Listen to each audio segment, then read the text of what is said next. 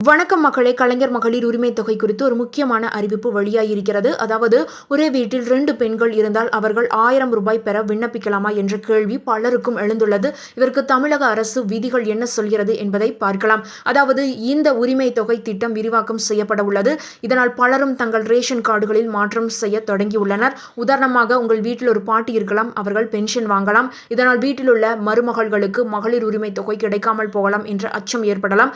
இதனால் பலர் வீடுகளில் பாட்டிகளின் பெயர்களை ரேஷனில் இருந்து நீக்க தொடங்கியுள்ளனர். ஆனால் உங்கள் வீட்டில் எத்தனை பெண்கள் அரசின் பென்ஷன் வாங்கினாலும் பிரச்சனையே இல்லை.